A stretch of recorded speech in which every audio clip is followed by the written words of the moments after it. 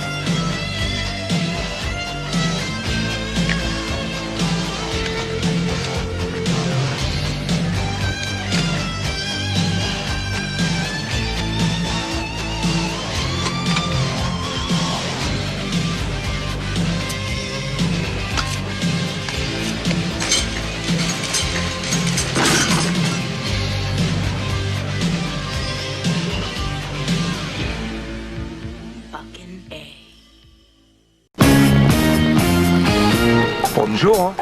What do a stolen diamond, 86 carats, a four-fingered gambler, whoops, a thug named Bullet Tooth, Should I call you Bullet, Tooth? You can call me Susan if it makes you happy. and this guy Who are you? Monsieur Baxter, concentrate. what have in common? I would have thought that was obvious. You won't know until you sneak a peek at Snatch. Toys. Did you understand a single word of what he just said? Rated R. Opens everywhere January 19th. Hey, this is Matt once again. Welcome back to another review, and there's another request for JS. If anyone's interested in requesting any type of reviews or re-reviews of movies or anything else, or topics or reactions, or pretty much any type of videos, you just send your requests either directly to my PayPal or join my Patreon. Both things are down below in the info box. I don't know why I'm touching myself. Goes, getting this, there we go. Okay. I don't know why I'm being silly. Well, I'm being silly because JS introduced me to two films I had heard a lot about, Lost Doctor, Two Smoking Barrels, and now Snatch. And you know what? I enjoyed them. The next one, The Gentleman, not so much, which I'll get to that. But here, I didn't like this as much as Lost Stock, but it was still a fun film. It's definitely an interesting double feature, especially if you're a Jason Statham fan, and if you want to see what he could do. What he did before going to action films, Full Tilt. He's more the star in this film. And the thing with this and the Lot Stock is Guy Ritchie really created this energy, and both films have this thing where there's a bunch of characters with interesting personalities or like fun jolts of dialogue. But he's able to put it all together so that by the end, no characters left out. It seemed like each character is introduced, pretty much they're led to some kind of, I don't want to say fate, but they're led to, like, it's like, okay, I'm going to introduce a bunch of characters, it's like a puzzle, let me see how it all fits so that it all kind of syncs up by the end. I thought that was interesting, just like in Lock, Stock and Two Smoking Barrels. Now, the plot of this film is Jason Statham plays a small-time boxing promoter, and there's this guy who he wants a fight fixed. Statham's like, I don't want to do that. Guy goes, that's tough shit. You are going to do it. And he's like, okay, fine, I'll do it. So the first fighter he has gets knocked the fuck out by Brad Pitt, who plays what they call a pighty. He's like a boxer, and most of his dialogue on purpose, you can't understand what the fuck he's saying. Even Jason Statham at one point tossed to someone and goes, did you understand a single word what he said? No. But Brad Pitt's character is really good at bare knuckle boxing, and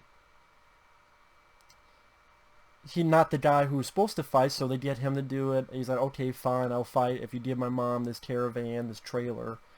And he's supposed to go down, but then he knocks the guy out in like 5 minutes.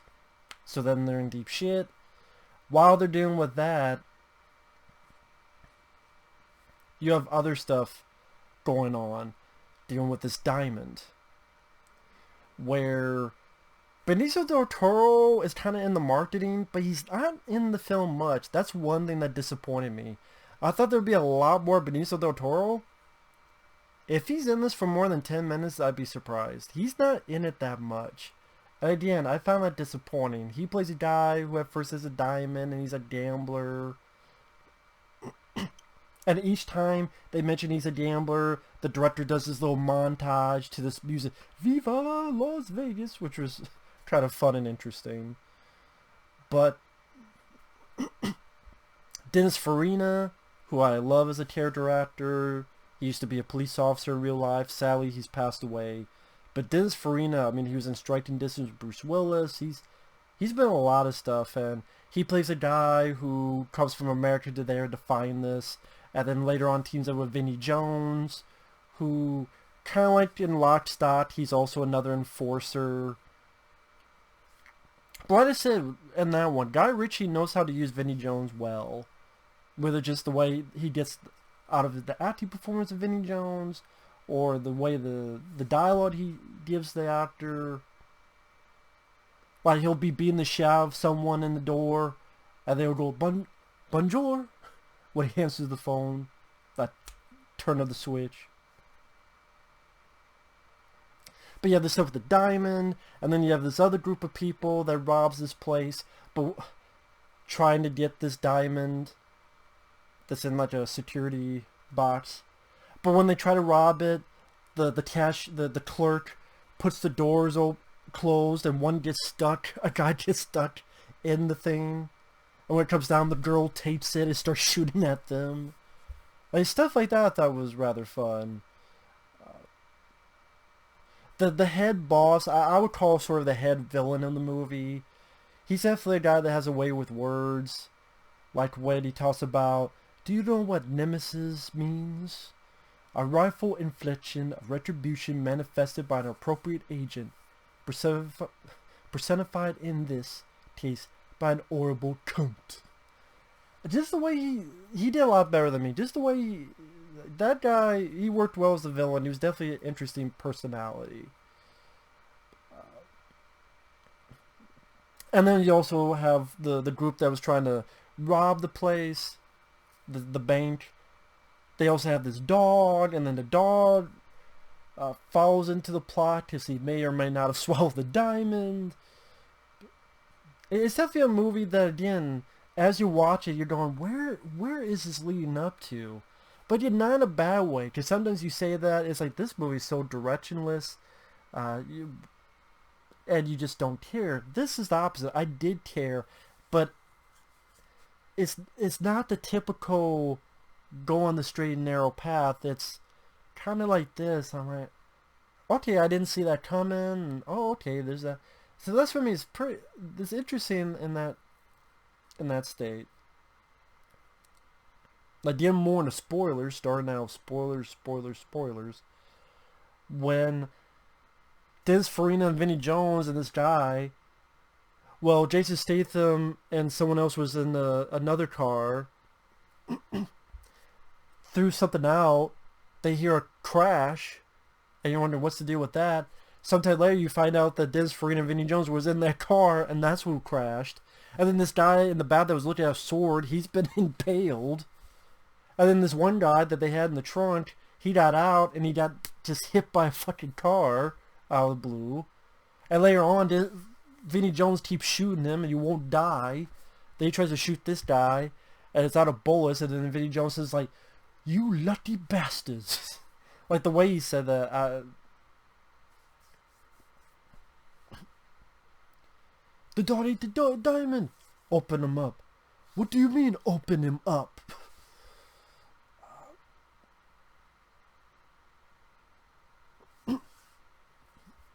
Even the boxing scenes with Brad Pitt, you got a little Not quite, but a little, how do I want to say it? Preview of what you would see in Sherlock Holmes. Well, I mean, maybe that's not fair. It's not as analytical, but just the fact that this guy can do a decent job shooting a boxing scene, which you see in Sherlock Holmes, but done in so even more unique style with the pontificating the statistics of what he should do. So that's not as, this is as good as that as Sherlock Holmes, but it was still interesting to see like a previous venture into boxing before that been in Sherlock Holmes.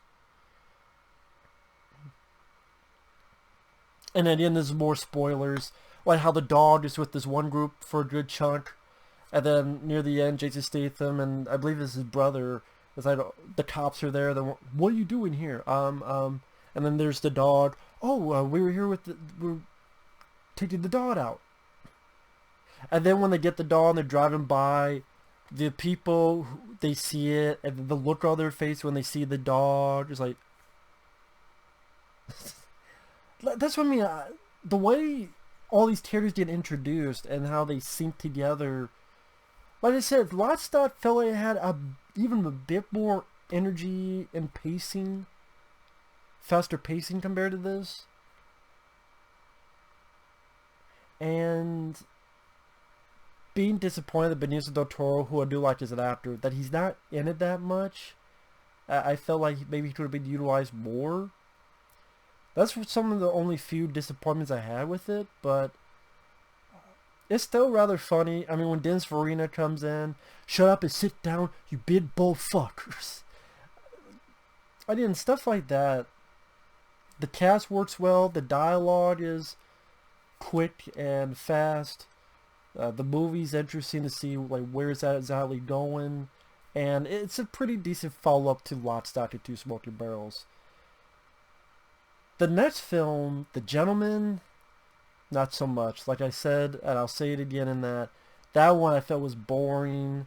I did not feel the energy or pacing. I think it's the longest of the three. And it's okay, that's his return the gangster, but it just was.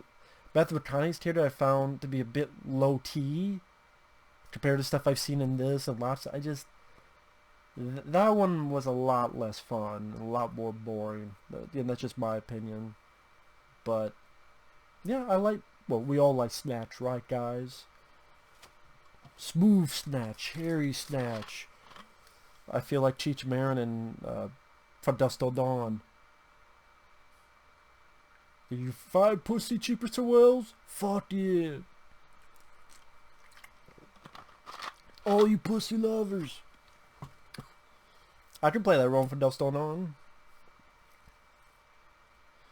We got cat pussy, dog pussy, horse pussy, wet pussy. If you haven't seen For Dusk Till Dawn, people watch out for it. Check it out. But yeah, Snatch, again, we all love Snatch, but also like the movie Snatch. So, they both work. So with that said, thanks for watching. Take care, and we'll see you guys later. Bye-bye.